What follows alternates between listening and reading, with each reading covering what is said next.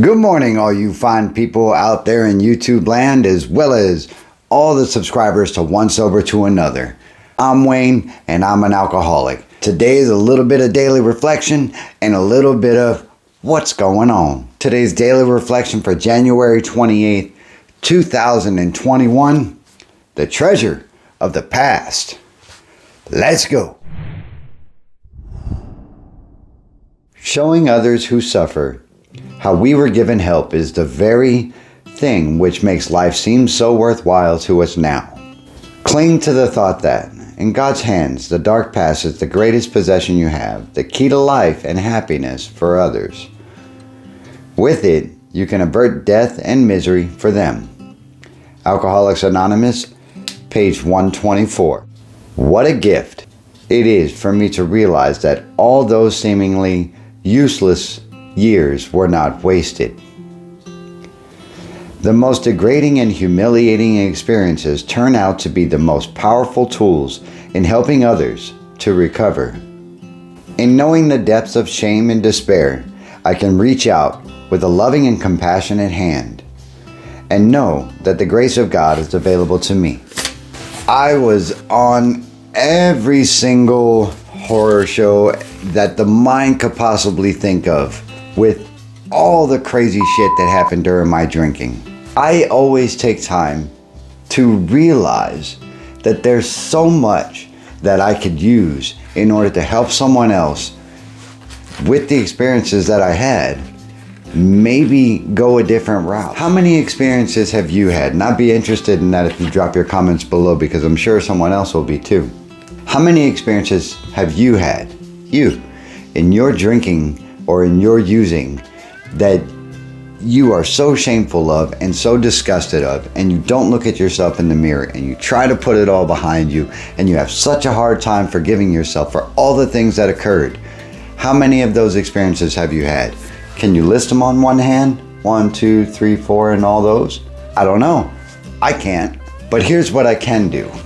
I can wrap all those up into a nice bounded story and share them with you out there in the universe, in hopes that some of it will make you say, oh, you know what? I kind of did that, and I'm glad I didn't do it in that way.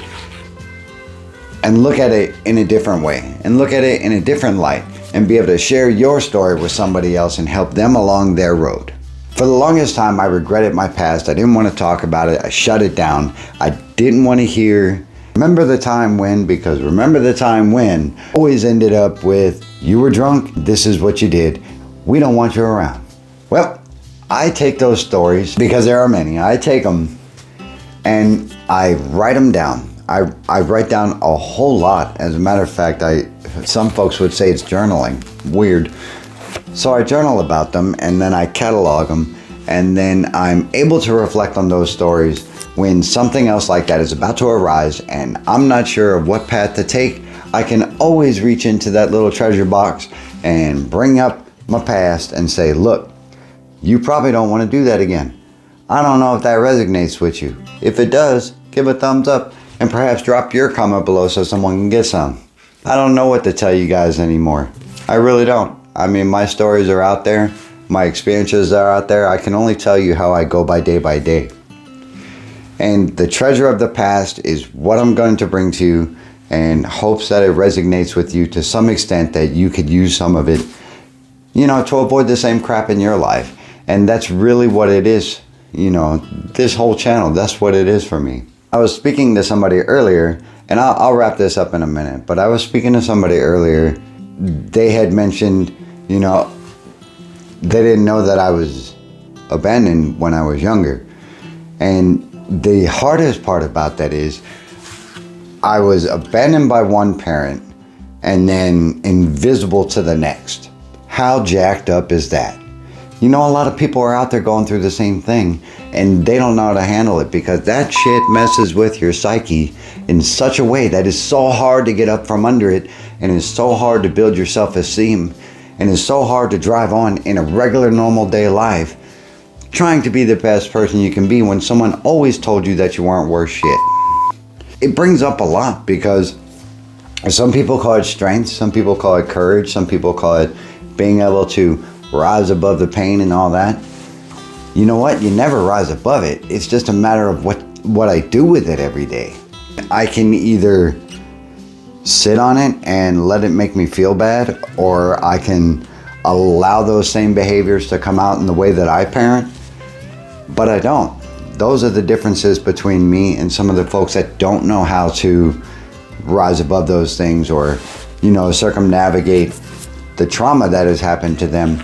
And that's what I'm trying to stress out, and that's what I'm trying to put across. I hope that I made the point of today's daily reflection, and if I didn't, I kind of missed it.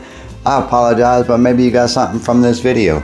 If you did, take a moment to subscribe, hit that notification bell so you don't miss any of the daily reflections and the videos in Journey with me, and some of the live streams that I maybe sometimes successfully do. I don't know.